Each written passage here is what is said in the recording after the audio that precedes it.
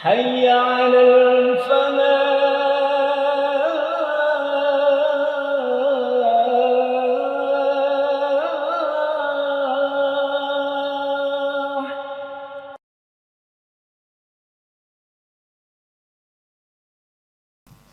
Assalamualaikum warahmatullahi wabarakatuh. Alhamdulillahi rabbil alamin.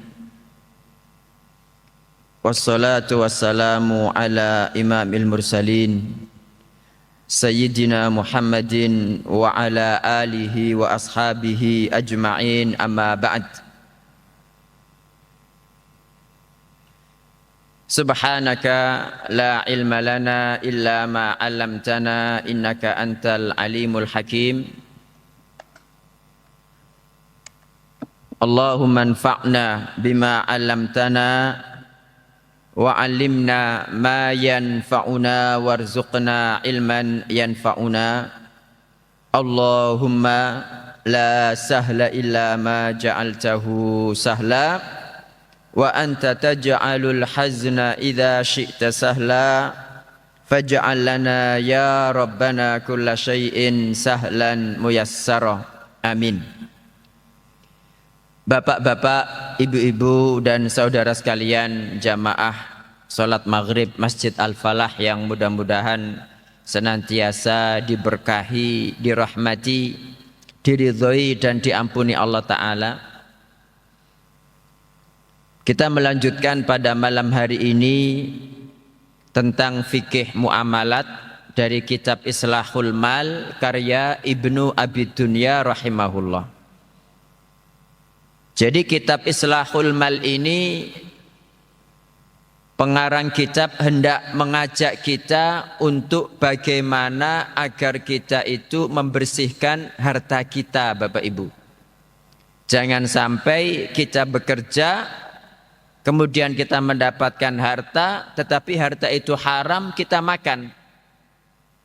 Tentunya itu sangat berpengaruh buruk terhadap amal ibadah kita.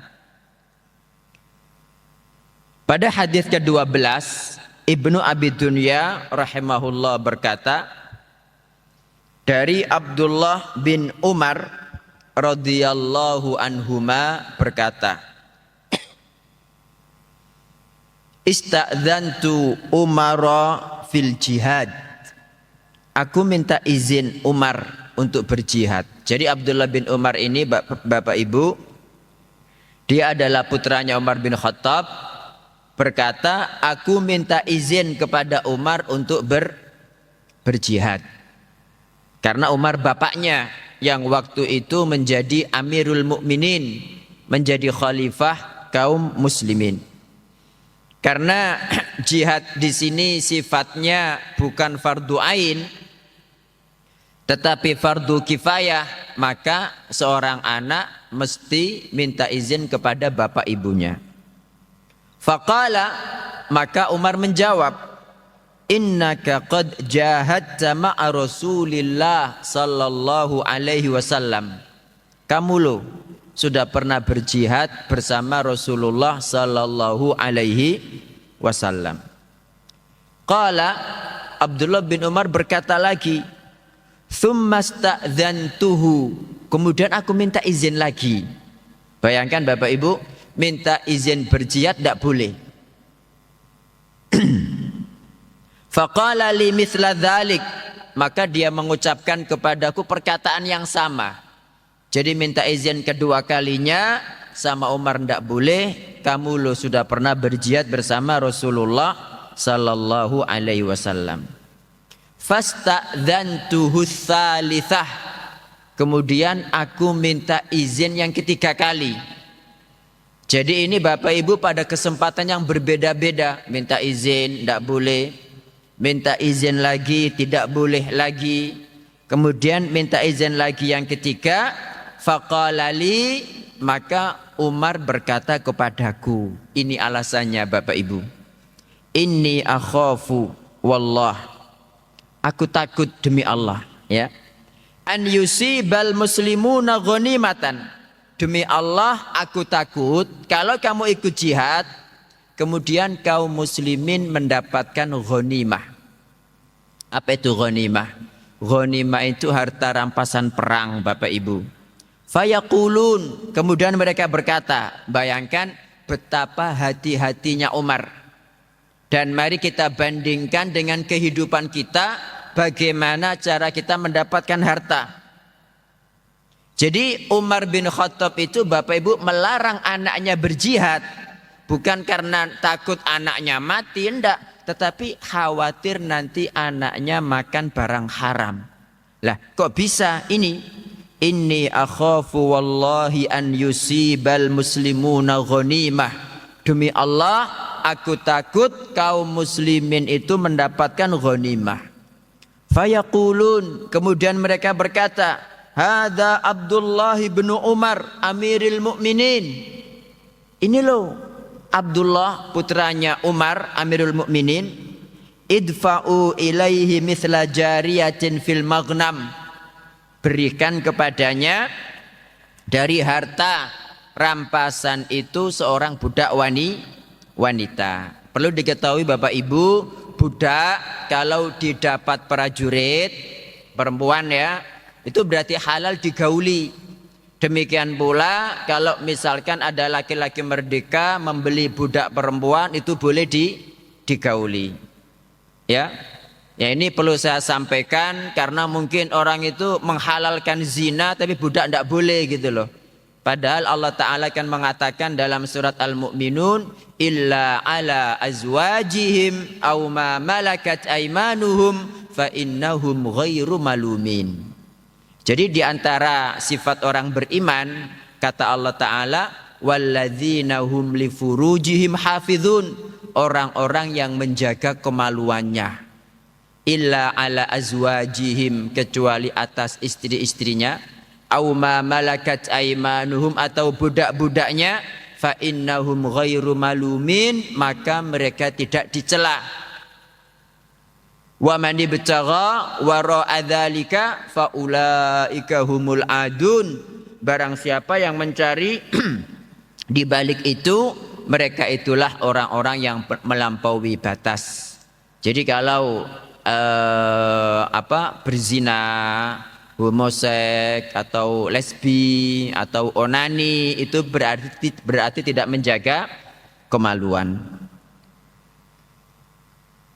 Fayaqulun, kemudian orang-orang berkata, ya, ini adalah Abdullah putranya Umar, putranya Amirul Mukminin, berikan kepadanya seorang gadis dari budak ya yang ada di antara rampasan perang.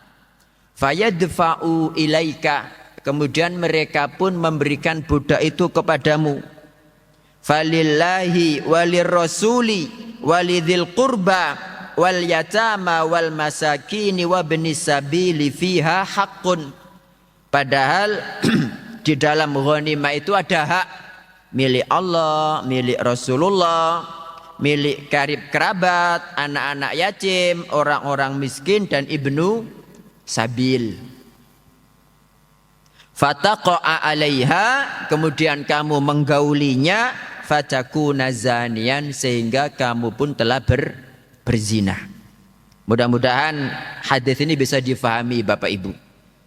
Jadi Umar bin Khattab ini saking berhati-hatinya dari barang haram, anaknya itu dilarang jihad karena khawatir orang itu memberikan lebih banyak atau memberikan sesuatu hadiah kepada Abdullah bin Umar gara-gara dia anaknya khalifah gitu loh. Nah, karena dia anaknya khalifah mendapatkan hadiah yang tidak sepatutnya dia dapatkan, terus dia nikmati, itu hukumnya haram. Makanya berkaitan dengan masalah ini Bapak Ibu nanti ada pembahasannya. Kadang-kadang kalau sampean sebagai pejabat diberi orang hadiah itu bisa berarti suap loh. Haram itu. Makanya ada seorang pegawai ya, ada seorang pegawai yang diutus Rasul sallallahu alaihi wasallam. Dia bilang begini, ini untuk Baitul Mal, ini untuk saya pribadi katanya. Terus Nabi sallallahu alaihi wasallam marah. Coba kalau dia itu enggak jabat apa-apa, Coba dia duduk di rumah bapak ibunya, kira-kira datang hadiah itu enggak? Nah, itu Bapak Ibu. Makanya saya ulangi lagi di sini, saya minta izin kepada Umar untuk berjihad. Dia berkata, engkau dulu sudah berjihad bersama Rasulullah sallallahu alaihi wasallam. Ibnu Umar berkata, kemudian saya minta izin lagi kepadanya untuk berjihad. Tapi Umar mengucapkan hal yang sama seperti yang pertama. Kemudian saya minta izin lagi yang ketiga kalinya, dan dia berkata kepadaku, demi Allah, saya sangat khawatir jika kaum muslimin mendapat ghanimah, kemudian mereka berkata, ini adalah Abdullah putra Umar sang Amirul Mukminin, berikan padanya seorang gadis tawanan dari ghanimah.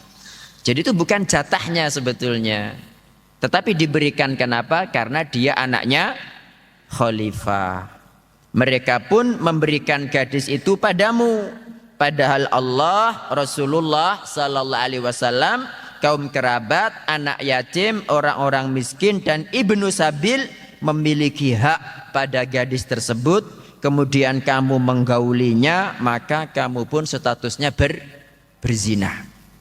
Sampai seperti itu Bapak Ibu fikihnya Umar bin Khattab.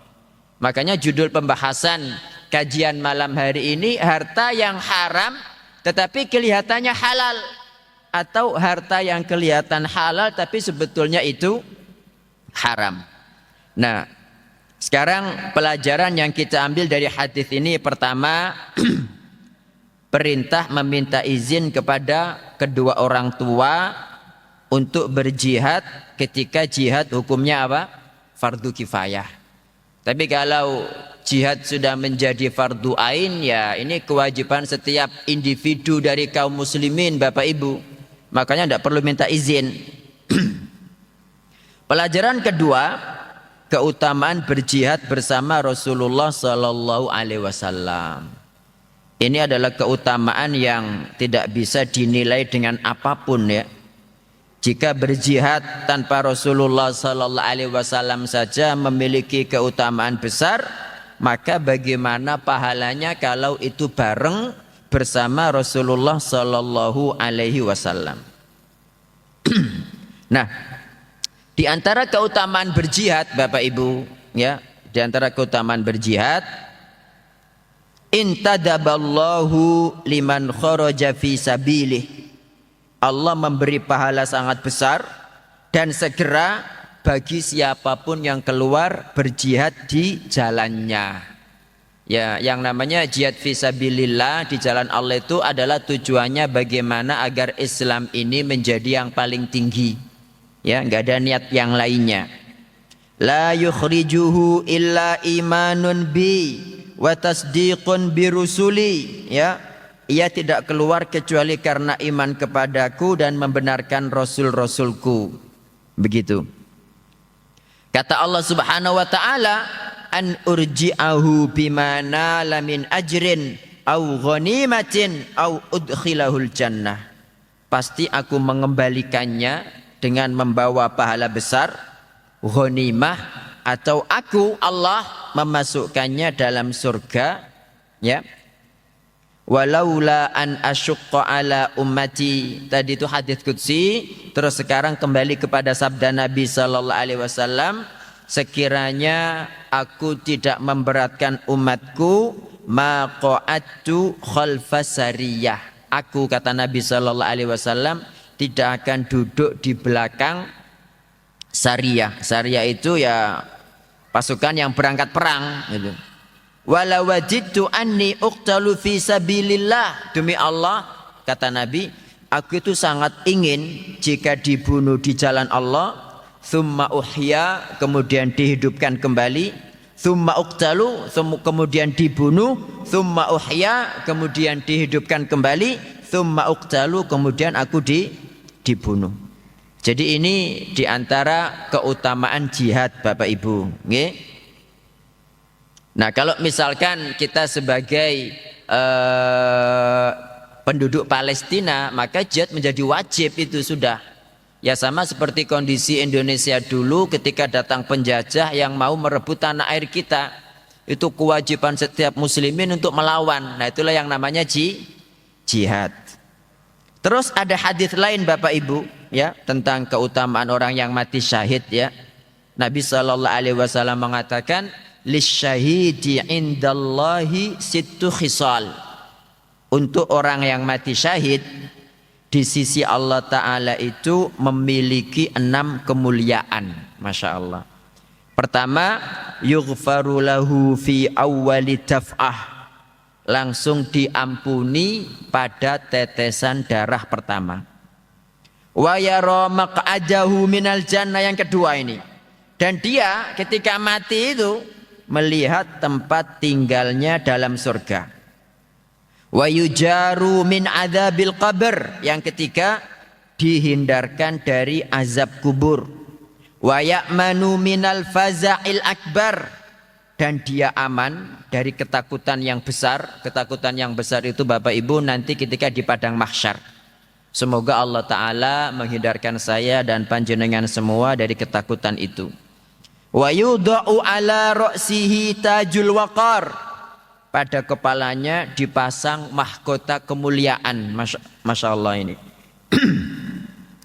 Al-yaqutatu minha khairun minad dunya wa ma fiha. Bayangkan, jadi pada kepalanya dipasang mahkota kemuliaan, satu mutiaranya Bapak Ibu itu lebih baik daripada dunia dan seisinya. Kemudian wa yuzawwaju ithnataini wa sab'ina zaujatan minal huril ain. Dia dinikahkan ya dengan 72 istri dari bidadari. Wa yushaffa'u fi sab'ina min aqaribih, dan diizinkan memberi syafaat 70 orang dari kerabatnya. Jadi ini Masya Allah keutamaan orang mati syahid. Nah, kita kembali kepada perkataan Umar bin Khattab tadi. Demi Allah, aku takut, aku khawatir jika kaum muslimin mendapatkan ghanimah, kemudian mereka mengatakan, ini loh Abdullah putranya Umar, putranya Amirul Mukminin, berikan kepada dia dari ghanimah seorang gadis. Kemudian dia diberi, ya, padahal itu ada hak Allah, Rasulullah, karib kerabat, anak-anak yatim, orang-orang miskin, ibnu sabil. Kemudian kamu gauli, maka kamu pun berzina. Ini menunjukkan betapa besar Bapak Ibu kehati-hatian Umar bin Khattab radhiyallahu anhu dalam masalah harta. Karena saking khawatirnya ya untuk melakukan amal soleh pun dilarang gitu. Berarti menunjukkan ada kadang-kadang amal yang kelihatan soleh tapi menunjukkan kepada perkara haram. Ini buktinya. Jadi Umar menghalang-halangi anaknya berjihad gara-gara khawatir mendapat harta yang haram. Inilah yang menjadikan para ulama menegaskan lebih baik menghindari yang haram daripada memperbanyak amal soleh. Ya, jadi mending kita itu menghindari yang haram daripada memperbanyak amal soleh. Buat apa kita memperbanyak amal soleh tapi makan haram? Kan percuma. Seperti itu. Ya, kita tahu Bapak Ibu, ya semoga Allah melindungi kita semua ya. Banyak orang itu tidak mempedulikan hartanya. Terkadang menganggap hartanya halal padahal haram. Makanya Umar bin Khattab itu sebagai bentuk kehati-hatiannya itu dia mengatakan tarokna tis'ata a'syaril halal makhafatar riba. Kami meninggalkan 9 dari 10 yang halal karena takut riba. Gara-gara takut riba, di depannya ada 10 barang, yang 1 itu riba, yang 9 halal, cuma tidak jelas. Wis timbangane nanti kena yang riba, akhirnya 9 itu ditinggal semua.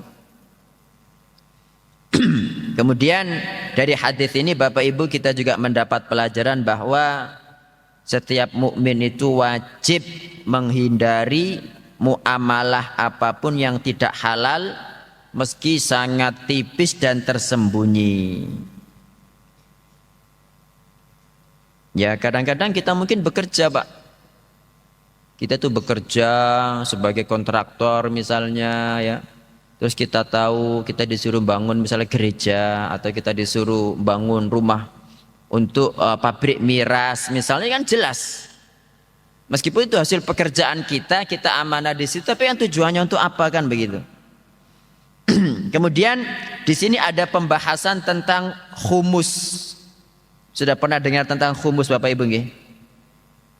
Khumus itu yang disebutkan Allah Ta'ala dalam surat Al-Anfal ayat 41 ya.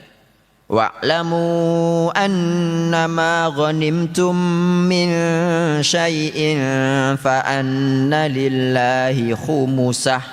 Jadi khumus, ketahuilah sesungguhnya segala yang kamu peroleh ya sebagai rampasan perang, maka 1/5 untuk Allah.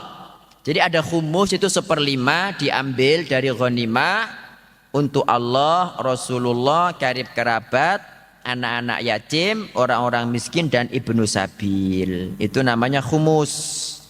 Kata Ibnu Katsir ya. Ibnu Katsir ketika menafsirkan ayat ini, dia berkata begini tentang khumus. Setiap Rasulullah sallallahu alaihi wasallam diserai ghanimah, harta rampasan perang, beliau segera membaginya menjadi 5. Jadi harta rampasan itu dibagi menjadi 5. 1, 2, 3, 4, 5. 4 dari 5 bagian diberikan kepada orang-orang yang ikut perang. Jadi 4 yang pertama ini dibagi-bagi kepada para prajurit yang ikut berperang. Setelah itu beliau meletakkan tangannya pada yang 1/5. Kan tinggal 1 Bapak Ibu nggih. Beliau mengambil segenggam tangan beliau, kemudian diberikan untuk Ka'bah. Inilah yang bagian yang menjadi milik Allah. Setelah itu sisanya dibagi lagi menjadi 5 bagian. 1 bagian untuk Rasulullah, 1 bagian untuk kerabat Rasul, 1 bagian untuk anak yatim, 1 bagian untuk orang-orang miskin, dan 1 bagian untuk ibnu sabil. Itu yang namanya khumus. Nah, harta inilah yang Umar bin Khattab radhiyallahu anhu Bapak Ibu takut akan diberikan kepada putranya hanya karena dia putra khalifah, padahal harta tersebut hendaknya diberikan sebagai khumus ya. Jadi khumus itu 1/5. Harta rampasan dibagi menjadi 5. 5 pertama itu untuk para prajurit, sementara 1/5 yang terakhir itu 1 genggam untuk Ka'bah, sisanya untuk yang disebutkan Allah Ta'ala dalam surat Al-Anfal ayat 41. Ini hadis nomor 12 Bapak Ibu. Jadi mari kita berhati-hati selama ini dalam pekerjaan kita. Ya kadang-kadang ada orang ya, kita bertransaksi karena dia takut kepada kita atau karena kita punya pangkat atau apa, kita dikasih ya kan. Itu jelas dia nggak mungkin memberikan dalam kondisi ikhlas gitu loh. Nah kalau kita makan jelas itu barang haram. Masa kita tiap hari makan seperti itu? Kita berikan kepada anak kita, istri kita, kita makan juga. Gitu kita gunakan haji dan umroh yang tidak bakalan diterima sama Allah Subhanahu wa Ta'ala. Ya tentunya panjenengan masih ingat kan hadis yang sudah pernah kita pelajari bersama, yang dia itu rambutnya kusut, tubuhnya penuh dengan debu, mengangkat kedua tangannya ke langit. Itu kan para jamaah haji ketika wukuf di Arafah. Ya muddu yadayhi ilas sama, mengangkat kedua tangannya ke langit, ya Rabbi ya Rabbi, merengek-rengek memanggil Allah Subhanahu wa Ta'ala. Kata Nabi, wa mat'amuhu haram, padahal makanannya haram, wa masyrabuhu haram, minumannya haram, wa malbasuhu haram, pakaiannya haram, wa ghudhiya bil haram, dan tumbuh ya. Jadi badannya ini tumbuh dari barang-barang haram. Fa anna yustajabu lidzalik, mana mungkin Allah menerima ibadahnya, mana mungkin Allah menerima doanya. Kemudian hadis berikutnya, hadis Ka'ab bin Iyad ya. Dari Nabi sallallahu alaihi wasallam, beliau bersabda, likulli ummatin fitnah. Bagi tiap umat itu ada fitnah Bapak Ibu. Wa fitnatu ummatil mal, ya. Setiap umat memiliki fitnah, memiliki ujian, dan fitnah atau ujian umatku adalah harta. Ya, ini maksudnya ya kita sebagai seorang mukmin sama seperti hadis sebelumnya, berhati-hati dalam mencari harta, Bapak Ibu. Ya. Nabi SAW itu mengatakan, ya'ti 'alan nasi zamanun, akan datang pada manusia suatu zaman, la yubalil mar'u bima akhadal mal, yang seseorang itu tidak peduli dengan apa dia ngambil harta itu, caranya apa, aminal halali aminal haram, apakah dari cara yang halal ataukah cara yang haram. Mari kita lihat pekerjaan kita, Pak. Pekerjaan kita harus benar-benar benar enggak. Kadang-kadang mungkin pekerjaannya benar, kita yang daan amanah, kita yang teledor, kita yang lalai. Akhirnya gaji yang kita terima itu enggak sepenuhnya halal. Nah, ini kita harus berhati-hati. Dan kalau kita melihat kepada pekerjaan kita, kita bekerja tapi harus menipu orang misalkan. Kita bekerja tapi harus bikin laporan palsu. Kita bekerja tapi harus meninggalkan sholat misalkan. Kita bekerja tapi harus meninggalkan Jumatan misalkan. Kita bekerja tapi harus kita itu dihina oleh orang kafir misalnya. Banyak hal, Pak. Jadi intinya pekerjaan-pekerjaan kita itu mari kita lihat. Ya, mari kita lihat bener enggak gitu loh. Masalahnya kita makan, jadi darah daging ini kita bawa pulang, kita berikan kepada anak istri kita gitu kan. Nah itu kalau kita pingin ibadah kita diterima, pingin anak istri kita menjadi orang-orang yang barokah, okay, maka kita harus perhatikan. Iya, Imam Bukhari, panjenengan kan tahu Imam Bukhari ya. Jadi Imam Bukhari menjadi sedemikian rupa itu Bapak Ibu karena bapaknya ya, yang namanya Ismail. Imam Bukhari itu kan namanya Muhammad bin Ismail ya, jadi bapaknya itu Ismail. Jadi Ismail bapaknya Imam Bukhari ini beliau berhati-hati sekali dalam pekerjaannya. Jadi jangan sampai pulang membawa harta haram. Nah, panjenengan bisa tahulah jadi anak seperti apa ya kan? Jadi anak seperti Imam Bukhari, Masya Allah. Nah, mari kita perhatikan anak kita, istri kita. Kalau misalkan kok tukang bangkang, anak kita kok enggak nurut, enggak mau sholat segala macam. Nah, ini harus kita bertanya kepada diri kita, ya Allah, jangan-jangan ini kemasukan yang enggak ini kan seperti itu Bapak Ibu. Kemudian yang kedua, menunjukkan bahwa harta itu merupakan fitnah bagi seseorang. Jadi harta itu bisa menjerumuskan kita dalam neraka loh Pak, meskipun kita mendapatkannya dengan cara yang halal. Makanya kan kalau kita ditanya nanti setelah mati itu ada berapa pertanyaan, itu kan ada 7 sebetulnya. 3 pertanyaan di alam kubur, 4 pertanyaan di padang mahsyar. Di antara 4 pertanyaan itu kita ditanya tentang harta kita. Wa an malihi, dari hartanya. Min aina iktasabahu, dia mendapatkannya dari mana, caranya ya opo. Wa fima anfaqahu, kemudian dikeluarkan untuk apa. Mungkin kita mendapatkannya dengan cara yang halal, tetapi kemudian kita keluarkan untuk perkara-perkara yang haram. Nah ini yang bahaya. Makanya dalam surat At-Taghabun ayat 15 Allah mengatakan innama amwalukum wa auladukum fitnah wallahu indahu ajrun azim. Sesungguhnya hartamu dan anak-anakmu hanyalah ujian bagimu, fitnah Bapak Ibu. Nah, tetapi kalau orang itu mengerti, ya mengerti cara mencari harta yang halal, kemudian mengerti untuk dialokasikan kemana, maka memperbanyak mencari harta tanpa menyimpan itu jauh lebih baik. Nabi SAW mengatakan innal mukthirina humul muqilluna yaumal qiyamah. Orang-orang yang banyak harta, mereka itulah yang paling miskin pahala pada hari kiamat. Illa man a'tahu Allahu khairan, kecuali orang yang diberi Allah harta, fanafaha fihi yaminahu wa shimalahu, kemudian segera menginfakkan ke kanan, ke kiri, wa baina yadayhi, depannya, wa wara'ahu, belakangnya, wa amila fihi khairan, dan mengerjakan kebaikan dengan harta tersebut. Nah, kemudian ya hadis ini juga mengajarkan kepada kita bahwa kita itu harus berusaha menghindari setiap pintu fitnah, Bapak Ibu. Jadi kalau kita tahu kelemahan kita, biasanya saya nggak bisa di sini nih, nanti banyak tergelincirnya, mending jangan menghindari, ya. Seperti itu. Wallahu taala a'lam. Mungkin ada pertanyaan Bapak Ibu, monggo silakan. Apa Asrofi mana?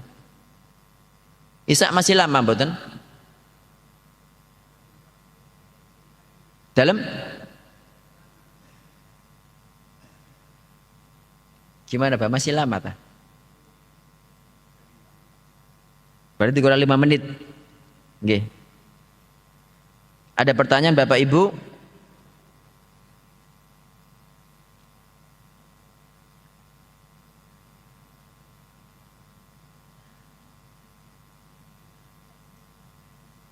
Kalau tidak ada maka saya akhiri sampai di sini. Barakallahu fikum.